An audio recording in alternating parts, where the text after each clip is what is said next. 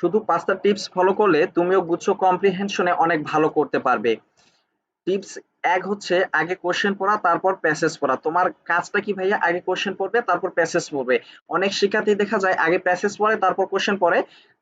সেজন্য সে উত্তর করতে পারে না, তার জন্য অনেক কঠিন হয়ে পড়ে। তুমি যদি আগে কোশ্চেন পড়ো তারপর প্যাসেজ পড়ো তাহলে বুঝতে পারবে আসলে কোশ্চেনে কি চেয়েছে আর প্যাসেজে কি বলা হয়েছে।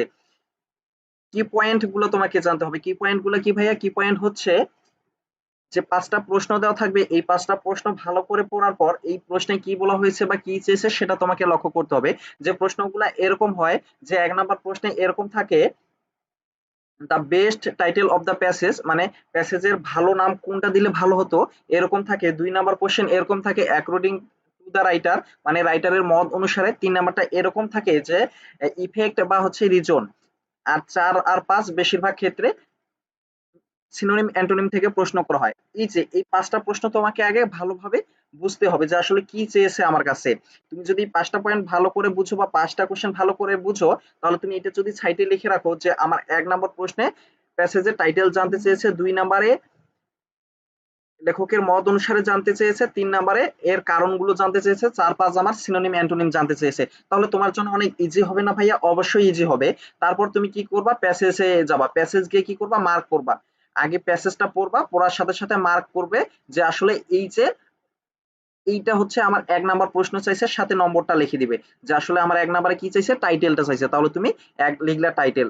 2 নাম্বারে কি চাইছে ভাইয়া? 2 নাম্বারে হচ্ছে লেখকের মত অনুসারে, তাহলে 2 দিলা। তারপর 3 নাম্বারে কি চাইছে? কারণ বা হচ্ছে কি এর হচ্ছে ক্ষতিগুলা। তো এই যে এইভাবে তুমি যদি প্যাসেজটাই লিখো তাহলে তোমার জন্য অনেক ইজি হয়। এরপর হচ্ছে সমার্থক বিপরীত। এই যে সমার্থক আর বিপরীত শব্দ আছে, এগুলা আনসার করতে হবে প্যাসেজ অনুসারে। এই যে সিনোনিম অ্যান্টোনিম গুলো আছে, এগুলার উত্তর কি করতে হবে ভাইয়া? তোমার প্যাসেজ অনুসারে। অনেক সময় দেখবা যে একটা সিনোনিম অ্যান্টোনিমের অনেকগুলো অর্থ হয়। সেজন্য তুমি দেখো যে প্রশ্নে যে সিনোনিম বা অ্যান্টোনিমটা দেওয়া আছে, তুমি এটার অর্থ জানো কিন্তু প্যাসেজে এর অর্থ অন্য দেওয়া আছে। তাহলে তোমাকে কি করতে হবে? আগে প্যাসেজটা পড়তে হবে যে প্যাসেজে কি অর্থ দেওয়া হয়েছে বা কি অর্থ বুঝিয়েছে।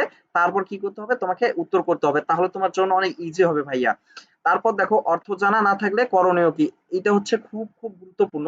যে ভাইয়া আমি হচ্ছে যে সিনোনিম অ্যান্টোনিম গুলো আছে এগুলোর অর্থ জানি না, এখন আমি কি করব? আমার করণীয় কি? ভাইয়া দেখো যে সিনোনিমটা বা অ্যান্টোনিমটা দেওয়া হয়েছে বা যে মেইন ওয়ার্ডটা দেওয়া হয়েছে সেটার অর্থ তুমি যদি না জানো, অপশন যে 4টা অপশন আছে এই 4টা অপশনের ভিতর তুমি দেখবা যে 2-3টা অপশনের অর্থ তুমি ইজিলি করতে পারতেছো বা ইজিলি তুমি জানো। তো তুমি এইভাবে যখন জানো তখন তুমি অপশন বাদ দিবে, আর যেটার অর্থ জানো না সেইটা তুমি সঠিক বলে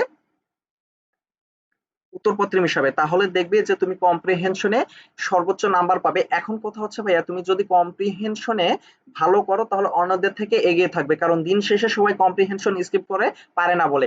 আজকের এই টেকনিকটা তুমি মনে রেখো, পরীক্ষার হলে এই টেকনিকটা যদি তুমি কাজে লাগাতে পারো তাহলে তুমি পরীক্ষায় অনেক ভালো করবে এবং অন্যদের থেকে 2-4 মার্ক এগিয়ে থাকবে।